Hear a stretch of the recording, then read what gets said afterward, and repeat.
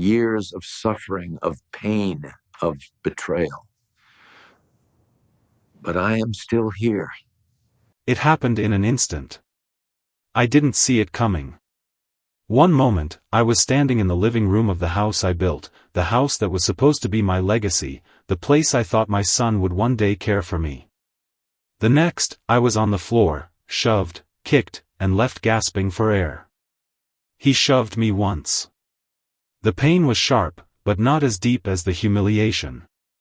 I stumbled backward, my knees buckling, and crashed into the stairs. My head hit the wooden steps with a sickening thud. I tried to rise, but before I could catch my breath, he kicked me again. The second time, I couldn't even brace myself. My ribs cracked. The sound of my bones breaking was drowned out by his laughter. "You're nothing but dead weight," he sneered. I could hear his wife from above, laughing too. I looked up at them, both standing there, not an ounce of pity, no remorse in their eyes, just coldness. Just cruelty. The man I had loved and raised had become a monster, a stranger. And then it hit me, the full weight of what he had become. The years of sacrifice, the hours I spent away from my family, the dreams I'd built for him, and this? This was his thanks. This was how he repaid me. Before we continue, please subscribe to the channel and tell us where you're listening from. This isn't just a story, it's the truth. And trust me, it gets worse. I had always told myself that when I got older, my son would be there for me. I built this house for him, I spent every dollar I had on his education, his future. I gave up everything so he could have it all. But now? He had pushed me down the stairs, not once, but 5 times, until I couldn't move. I couldn't breathe. And in that moment, all I felt was something I'd never expected, not just pain, but betrayal. I thought my love was enough. I thought the sacrifices would make him understand. But I was wrong. I didn't realize until I lay there, broken on the floor, that I was the one who had been forgotten. I couldn't move. The pain in my body was nothing compared to the ache in my heart.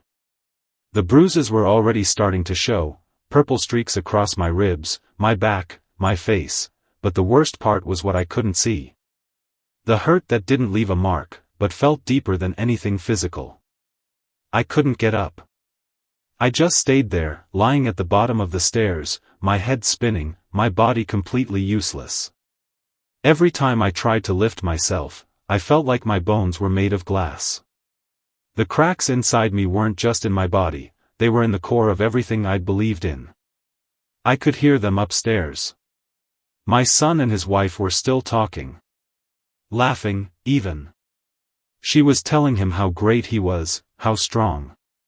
My son, the man who was supposed to carry on my legacy, the one I'd worked so hard to provide for, was mocking me, belittling me, with no remorse. My hands trembled as I tried to push myself up, but the effort was futile.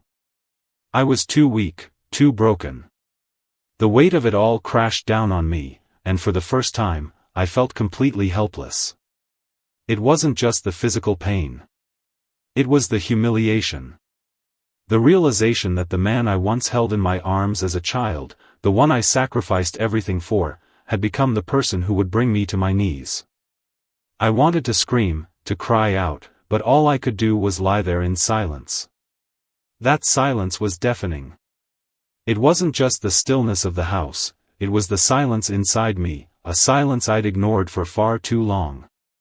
Every insult, every moment I'd let slide, every time I told myself, he'll grow out of it, was suddenly too loud in my head. The years of hard work, the sacrifices I made to give him a better life, they didn't matter now. All the long hours I spent away from home, the jobs I worked just to put food on the table, the debt I took on for his college, the years I spent building this house brick by brick for him, all of it was gone. In that moment, lying there broken, I realized it wasn't just about the physical abuse, it was the emotional devastation. The betrayal wasn't just the kicks down the stairs. It was in the way he had turned on me, in the way he had mocked everything I'd done for him. He was no longer my son. I stayed down for a while, unable to move, unable to think clearly. The pain and shame were too much. But as the minutes passed, something inside me shifted. I wasn't going to stay on the floor forever. I wasn't going to let him win. I may have been broken in that moment, but I still had my mind. And if there was one thing I knew, it was that this wasn't the end. It was the beginning. I couldn't let this go. I couldn't just lie there and let him think he had won. The more I thought about it, the angrier I got. Not just at the violence, but at how much I had sacrificed for him, how much I had believed in him, and for what? So he could throw me away like garbage? No. I wasn't the man I used to be, but I still had my mind, and I still had something he didn't: control. The more I thought about it, the clearer it became.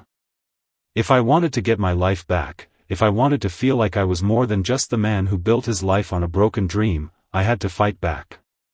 The first thing I did was go to the garage and dig through the pile of papers I kept hidden. Bills, receipts, legal documents, everything I'd worked for was there, scattered in that pile. It was all my proof. It was everything that showed I had made his life better, that I had given him a future. But now, I needed it to work in my favor. I found a crumpled bank statement for $8,500, money I had lent him when he got into trouble. I could barely remember lending it to him, but there it was. He'd never paid me back. His debts were piling up, but my sacrifice had been forgotten. I slipped the receipt into my drawer and underlined the date. It felt like I was collecting pieces of my dignity, and this small paper was a part of it. I wasn't stupid. I knew that he was manipulative, that he'd done everything in his power to control me and keep me in the dark. But I had built this life. I had worked every day of my life to put him where he was now. He thought I didn't know the ins and outs of our finances, but I did. I knew where all the money had gone, where he'd squandered it, and how he had used me. I needed a plan. So, I called a lawyer. I told him I needed help. He was hesitant at first, probably because of my age, but when I mentioned the bank statements, the receipts, and the property, his attitude shifted.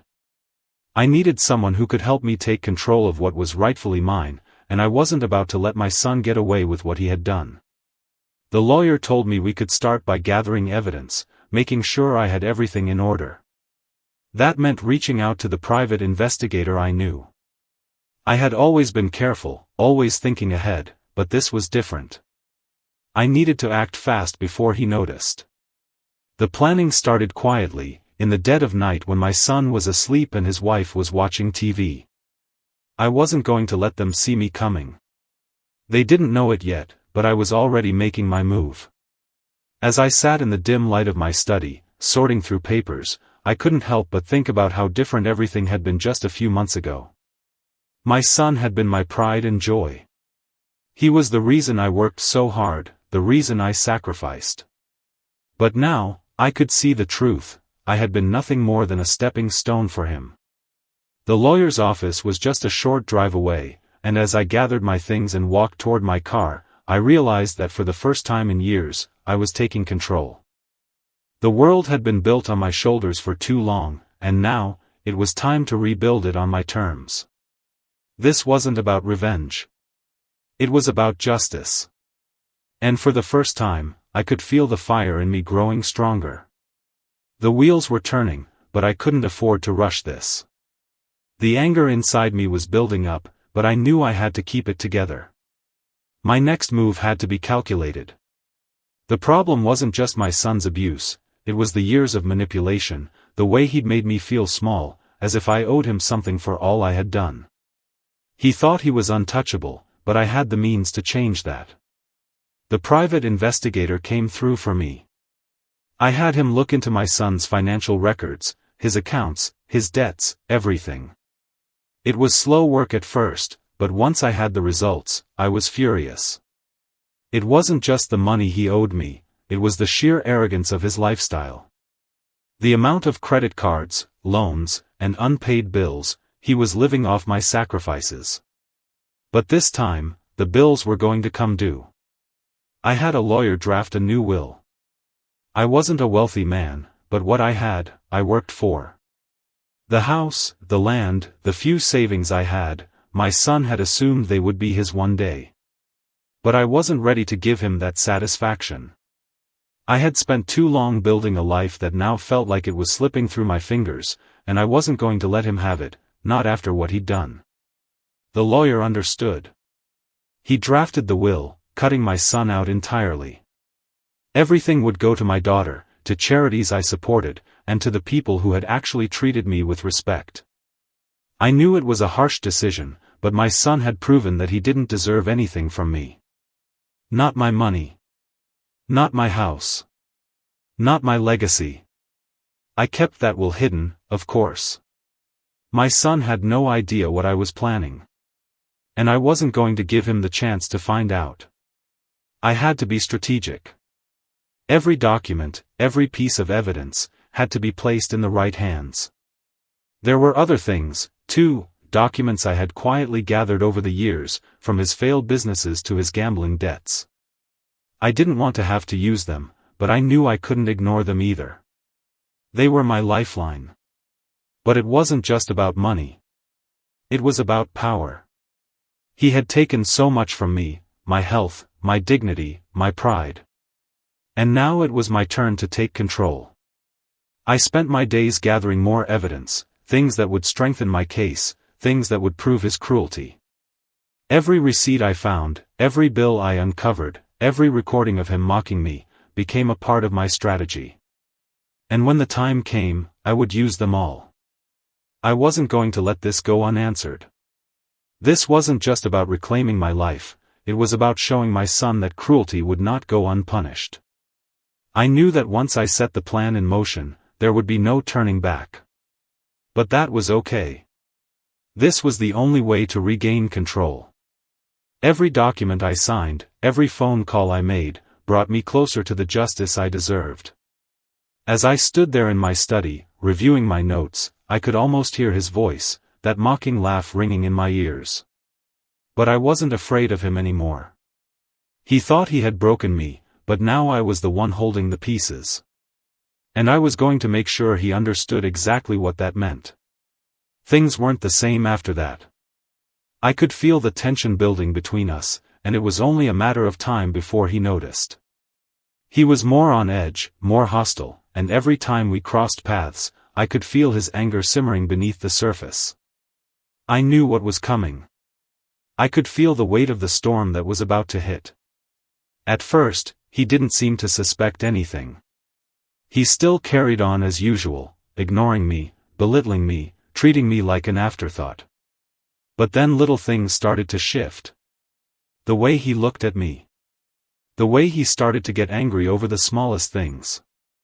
I could see the cracks in his mask, the way his temper flared when I asked him a simple question or when I moved too slowly for his liking. I stayed calm. I'd been preparing for this moment for months, and I wasn't about to let his temper derail my plans. Every time he pushed me, I pulled back. I didn't let him see how much he was affecting me. I kept my distance, kept my focus, and kept building my case. I couldn't let him know that I had already started moving behind the scenes. The lawyer's office became my second home. We continued to work quietly, making sure everything was in place. My lawyer was cautious but confident. Every time I walked out of his office, I felt a little more at ease. The truth was gathering momentum, and I could almost taste the justice that was coming. But the tension kept rising. I knew my son well enough to know he'd eventually catch on. He was used to getting his way, used to being in control. And when he realized what I was doing, when he understood that I was no longer the man he could manipulate, I knew he'd lash out. It happened one afternoon when he came over to the house. He didn't even knock. He just walked in, his eyes scanning the room, looking for something. His expression was darker than usual, and I could feel the weight of his anger. "Where's the money?" he asked, his voice sharp. I didn't flinch. I wasn't going to give him the satisfaction. I knew exactly what he was talking about. He thought I had hidden money from him, some kind of nest egg he could use to fuel his greed. But there was no money hidden away, at least, not for him. "I've got nothing to hide," I said, trying to keep my tone neutral. He walked over to my desk and started rifling through the papers. The old man was a fool, I could tell, searching for things he didn't understand. His hands shook with impatience. I'd never seen him like this before. He was desperate, and that desperation made him dangerous. "You're holding something back," he snapped, glaring at me. "I know it." I looked at him calmly, but inside, a part of me was finally starting to feel that quiet satisfaction. He didn't know it yet, but I was about to show him what happens when you push a man too far. "I've got nothing you need," I replied, my voice steady. He stormed out, slamming the door behind him. I could hear him muttering to himself, cursing under his breath. But I wasn't worried. This was exactly what I wanted. He was getting closer to the edge, and I knew it wouldn't take much longer before everything he had done would come crashing down on him. I knew his temper, and I knew it would eventually make him slip up. The more he pushed, the more he exposed himself. He was too sure of himself, too arrogant to see that I had already won. I felt a strange sense of peace after that encounter. The tension had peaked, and now all I had to do was wait. But in that waiting, I wasn't passive. I was preparing. I was readying the final pieces of my plan, the final blow that would expose him for what he really was. And when that moment came, he wouldn't be able to deny it. The family dinner was supposed to be just another quiet evening, but something about it felt different. I could feel the tension in the air as soon as I stepped into the room. My son and his wife were already sitting at the table, their backs stiff, their faces tight with barely concealed anger. The usual small talk was absent, replaced by a heavy silence that pressed down on me as I took my seat at the table. I had planned for this moment, but it still sent a shiver down my spine. The calm before the storm. We began eating, but I could tell something was off. My son was staring at his plate, occasionally looking up at me with a mixture of disdain and suspicion. His wife, usually so poised, was silent, her eyes flickering between him and me. They both knew something was coming, they just didn't know what. It started with a simple question, something I'd asked 100 times before. "Can you pass the salt?" I said, my voice steady, but I could feel my pulse quickening. My son snapped his head toward me, his eyes narrowing. He opened his mouth, then closed it again, as if debating whether or not to respond. Finally, he muttered, "You're so slow these days. What's wrong with you?" The insult stung, but I kept my face neutral, just like I'd practiced in front of the mirror. I passed him the salt, saying nothing. That's when it happened.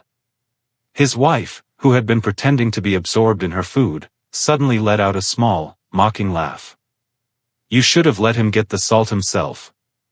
He's not that old," she said, her voice dripping with sarcasm. I felt my jaw tighten. "Old age," my son muttered, not looking at me. "It's nothing but a burden. You're just taking up space. You can't even make a decent meal anymore." It felt like a slap to the face. All those years of hard work, all the sacrifices I made, all the meals I prepared, and this was what I got in return. But I had one last card to play. The evidence I'd been collecting, the photographs of the abuse, the texts, the bank records, they were all in my pocket now. And it was time to show him what I had. "Before we continue," I said calmly, "I need to make one thing clear." Both of them looked at me, surprised by my change in tone. I wasn't shaking. I wasn't pleading. I wasn't the broken man they thought I was. No, I was done with being their punching bag. I pulled out the papers, everything I had worked so hard to gather. The receipts, the recordings, the photos of my bruises.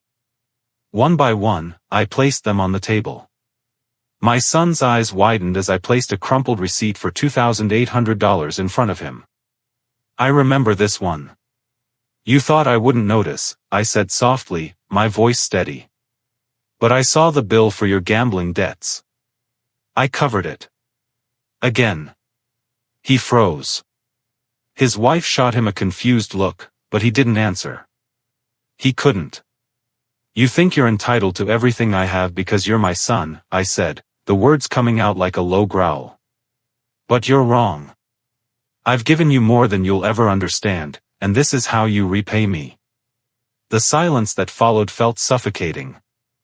My son's face flushed with anger, but there was fear in his eyes now, too. He opened his mouth, but no words came out.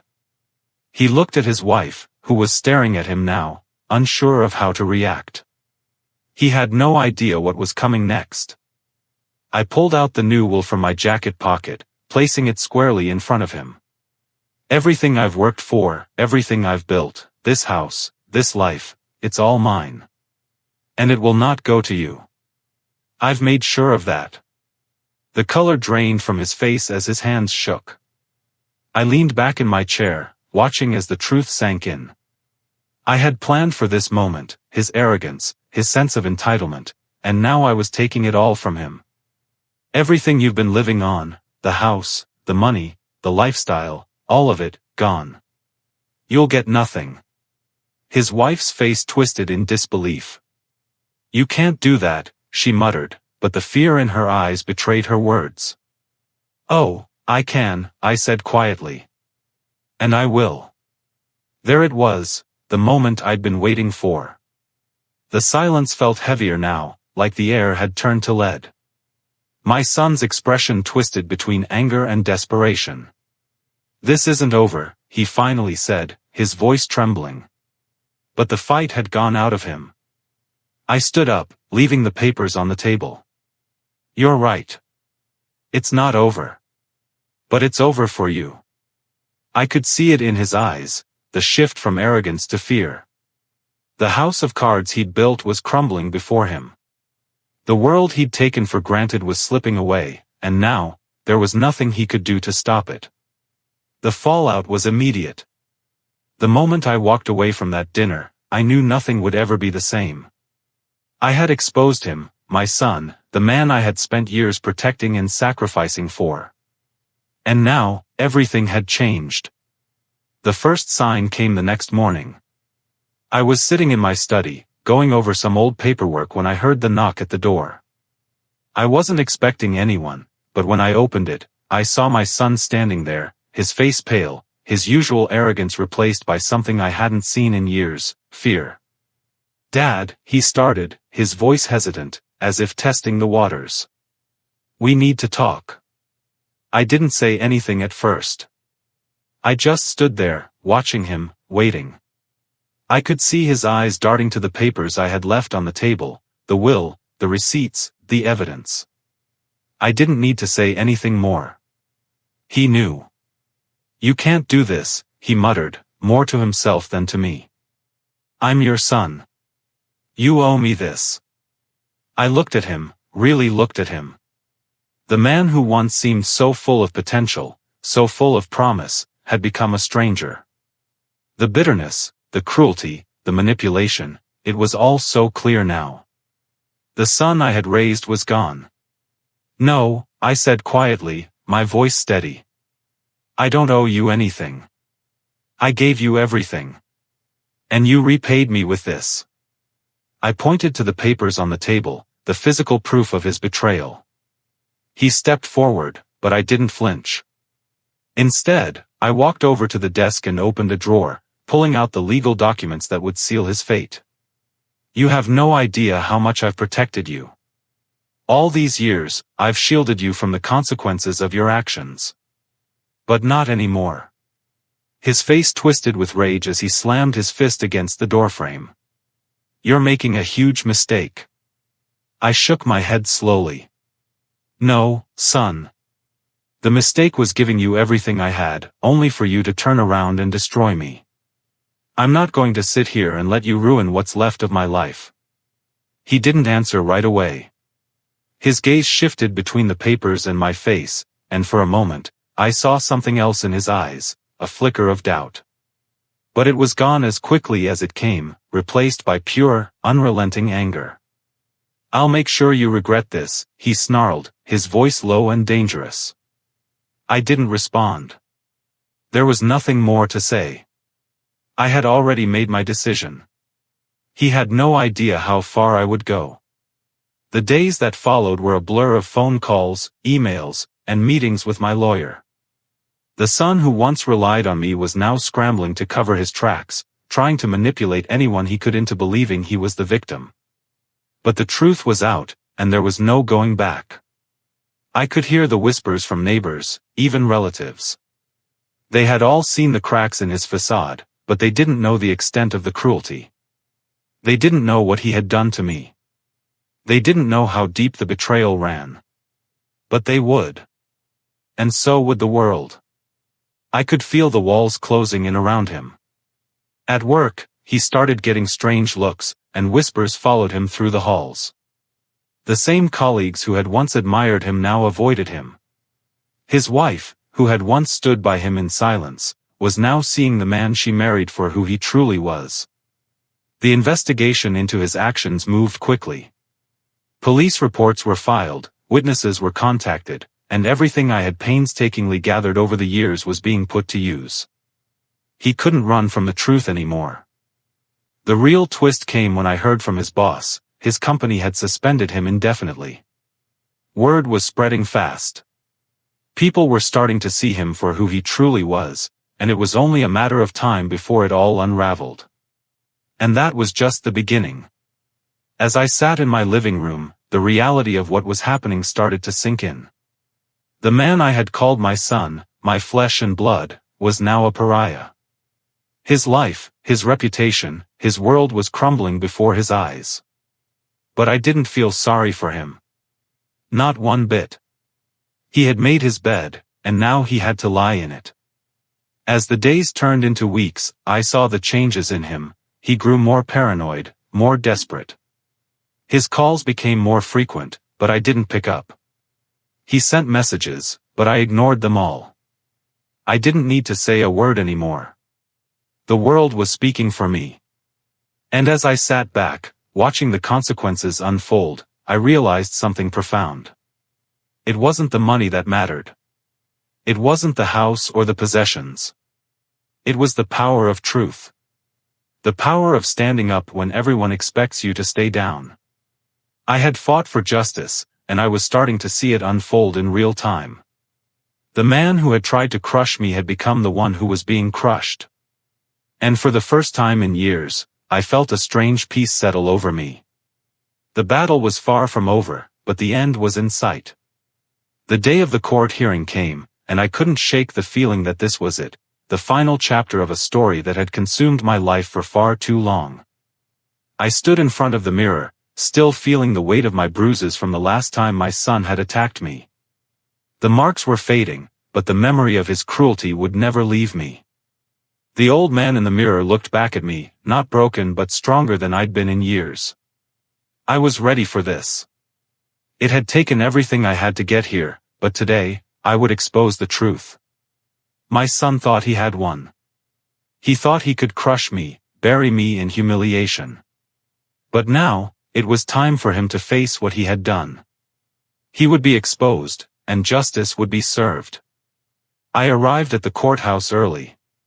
The cold January morning didn't ease my nerves, but it did give me clarity. I knew that standing there, in front of the judge, was my moment to reclaim everything I had lost. My dignity, my strength, and my peace. The years of abuse, the emotional scars, the shattered trust, it all led to this one moment. I walked into the courtroom, head held high, despite the pain in my legs and the tremor in my hands. The judge sat at the front, a stern look on his face as he took in the room. My son was there, too, sitting with his lawyer, trying to look confident, trying to act as if he wasn't facing the consequences of his actions. But I could see it. His arrogance was gone. The swagger had disappeared. He looked like a man on the edge, a man whose world was falling apart, and he knew it. His lawyer tried to smile at me, but I wasn't fooled. I knew what he was thinking, that maybe he could twist the story, maybe he could paint me as the one who was in the wrong. But he didn't have the truth on his side. I did. The trial began with the usual formalities. The lawyer introduced the case, and my son sat there, his face stiff, his jaw clenched. He tried to keep his composure, but I saw the cracks starting to show. He could no longer hide behind his lies. Then, it was my turn to speak. I stood up slowly, my heart pounding in my chest. I wasn't afraid, not anymore. The fear that had held me captive for so long was gone. This was my moment to tell the truth, to show the world who he really was. I've been silent for too long, I started, my voice steady but firm. For years, I let him treat me like nothing. I let him use me, belittle me, and now, he's attacked me, physically, emotionally. I have the proof. The receipts, the recordings, the pictures of the bruises he left on me. And I'm here today to make sure he faces the consequences of what he's done. I paused, looking at my son, who couldn't meet my gaze. His eyes darted to the floor, and for a brief second, I saw something, fear. His mask of arrogance had cracked, and in its place was the reality of what was about to happen. I gave him everything, I continued, everything a father could give. I worked myself to the bone to make sure he had a good life. But all that mattered to him was what I could give him. He never saw me, never saw the man who loved him, who sacrificed everything for him. All he saw was someone to use and abuse. The judge nodded as I spoke, the room silent except for my voice. My son shifted uncomfortably in his seat, trying to compose himself, but it was too late. Then, my lawyer presented the evidence, everything I had carefully gathered over the past months. The photographs of my bruises, the bank statements, the text messages where he mocked me, the recordings of his verbal abuse. All of it was there, clear as day. My son's face turned pale as the evidence mounted against him. His lawyer tried to protest, tried to discredit me, but it was futile. The truth was laid out before everyone. The judge listened carefully, his face impassive as he absorbed the details. My son's lawyer tried to argue that I was exaggerating, that the injuries were accidental, that my age had made me forgetful. But the truth was undeniable. The evidence spoke louder than words ever could. And then, the judge spoke. The court finds the defendant guilty of elder abuse, the judge declared, his voice firm. The evidence is clear, and the actions taken against his father were not only cruel but criminal. He will face the consequences of his actions. My son's face drained of color, his shoulders sagged as the weight of the verdict hit him. It wasn't just a legal defeat, it was a moral one. He had lost. His arrogance had led him to believe that he could get away with everything. But now, the law had caught up with him. As the officers placed him in handcuffs, I stood there, watching him. The man who had once been my son, the one I had raised, was now a criminal. His future, his reputation, everything he thought he had was slipping away. And for the first time in years, I felt something I hadn't felt in so long, relief. I had won. I had stood up for myself. I had taken back control of my life. As the officers led him away, my daughter walked over to me, her arms open, her face filled with pride. She had supported me through it all, and now, we both stood there, knowing that justice had been done. As I sat in my chair that evening, the weight of the day slowly began to sink in. The courtroom was behind me, my son's fate sealed, but the silence of my home felt different now. I had expected to feel victorious, and in many ways, I did. But there was also a quiet, lingering sadness that I couldn't shake. I had fought for justice, yes. I had exposed the cruelty that had been hidden for far too long. But at what cost? The son I once knew was gone. The man who had kicked me down the stairs, mocked me, and destroyed everything I had worked for, he was still my son, in name only. And that truth, no matter how much I had wanted justice, still hurt. I thought about the years I had spent raising him. The sleepless nights, the endless work, the sacrifices I made to give him a better life. I thought of the dreams I had for him, the hope I held that one day he would look at me and see all I had done for him. But those dreams were gone. They had died the moment he turned his back on me. The law had spoken. He would pay for his actions, and I would have the peace of knowing that I had fought back.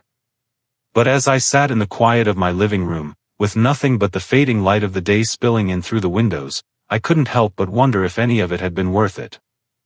Maybe that was the true cost of betrayal, not just the loss of trust, but the erosion of everything you once believed in. My son had been my everything, and now, he was nothing. He had pushed me so far, made me feel like nothing but a burden, a waste of space. But in the end, it wasn't him who had the last word. It was me. And I was still standing that I thought about the future, about what came next for me. The house, the money, the things I had worked so hard for, they weren't mine anymore to give. I had made my peace with that. I wasn't going to leave anything for him, not after what he had done. But there was still my daughter. She had been my rock through all of this. She had seen the truth when no one else would. And now, the future would belong to her. The strange thing about justice is that it doesn't always bring closure. It doesn't always heal the wounds. But it does offer something, a way forward. A chance to rebuild, to reclaim your dignity, to stand up after you've been knocked down. I looked down at my hands, the same hands that had carried bricks, that had lifted my son when he was too small to walk on his own. They were older now, weaker, but they still had strength. I still had strength. And I was going to live the rest of my days in peace, without fear, without shame. As I sat there in the fading light, I couldn't help but smile. It wasn't a smile of joy, not exactly. It was a smile of recognition. I had been through hell. But I had come out the other side. And no one, not even my own son, could take that from me. You didn't lose me, I whispered to myself. You gave me away. The days after the trial were quieter than I expected. The world outside was moving on, but inside my house, everything had changed. It was like I had stepped into a new life, one where I was no longer the man who had been trampled by betrayal. I was different now, stronger, more resolved, but with a quiet understanding that this new chapter wouldn't be easy. My daughter came over every day after work. She'd sit with me at the kitchen table, her eyes filled with a pride I could see, even if she didn't say it. I could tell she was relieved, too. This wasn't just my fight, it was ours. And it was over. The weight I had carried for so many years was lifted, but the sadness remained, just below the surface. I looked at the house I had built, the place that had been a symbol of everything I had worked for. The rooms were still filled with memories, both good and bad. I realized that no matter how much I had suffered, would always have these walls, these memories. They couldn't be taken from me. But my son. He was a stranger now. I'd tried to hold on to the hope that he would change, that he would one day see me as the father I was, but the truth was too painful. He had made his choices, and now he would have to live with the consequences. I hadn't heard from him since the verdict. His calls went unanswered. I knew he was out there somewhere, trying to rebuild, trying to salvage whatever was left of his life. I didn't care. The strangest part of all this was the relief that came with it. Not because I had won, winning felt hollow, but because I had finally taken control of my own fate. I had spent years as a victim, allowing my son to dictate my worth, to make me feel small. Now, for the first time, I stood tall. I was no longer his pawn. I spent my days taking walks, rediscovering the world outside my door. It felt like I was seeing things for the first time, small moments that had once been lost in the chaos of my life. The sound of birds chirping, the scent of freshly cut grass, the simple joy of watching the sun set in the distance. It was as if I had forgotten how to live. But now, I was remembering. And I knew one thing for sure, I was never going to let anyone make me feel powerless again. I went through the motions of my new life, slowly, at first, like a man learning how to walk again after being paralyzed. But with each passing day, I felt stronger. I knew that whatever came next, I would face it with the dignity I had reclaimed. As I sat on the porch one evening, looking out at the horizon, my daughter came to sit beside me. She didn't need to say anything. Her presence was enough. "I'm proud of you, Dad," she said quietly, her voice steady, filled with the kind of love that only a daughter can give. I didn't say anything. I just smiled at her, knowing that this right here, was all I needed. As the days passed, something strange began to settle inside me. There was a part of me that had expected some kind of grand closure, something dramatic that would mark the end of this painful chapter. I had imagined a moment where I would feel the full weight of justice, where everything would fall into place and I would finally feel whole again. But there was no dramatic moment. There was no sudden epiphany or grand gesture. What I realized, slowly and steadily, was that true peace didn't come from revenge or justice. It came from the freedom to walk away from the past, to let go of the anger, and to embrace the life I had left. I sat in my chair that evening, staring out the window at the quiet street outside. Life was going on. The world hadn't stopped just because my son had been exposed. People had moved on. And I realized, for the first time, that I had to move on too. I hadn't heard from him in weeks. There were no more calls, no more texts. His name no longer came up in conversation. It was as if he had vanished from the world I knew. Maybe he was trying to rebuild, or maybe he was too ashamed to face me. Either way, it didn't matter. I had made my peace with the fact that he was gone, that he would never be the person I had hoped he would be. It wasn't just the loss of him that hurt anymore. It was the loss of what could have been, the relationship we could have had if things had been different. But in the end, that was no longer my burden to carry. As I sat there, a strange calm washed over me. I had been so consumed with the fight for so long that I hadn't realized how much I had changed. I had spent years trying to win his approval, trying to prove that I was a good father, trying to get him to see me. But in the process, I had lost myself. I had let his anger, his cruelty, define me. But no more. For the first time in my life, I felt truly free. Free from the chains of my past, free from the weight of my son's expectations, free from the anger that had clouded my every thought. I wasn't the man I used to be, but that wasn't a bad thing. I was stronger now. I had learned to stand up for myself, to reclaim my dignity, and to stop letting others dictate my worth. And in that moment, I realized something. You don't always get the closure you think you deserve. Sometimes, it's the absence of closure that sets you free. The silence, the distance, the fact that nothing was ever going to be the same again, that was the final irony. "You didn't lose me," I whispered softly to the empty room. "You gave me away." And with that, I finally let go.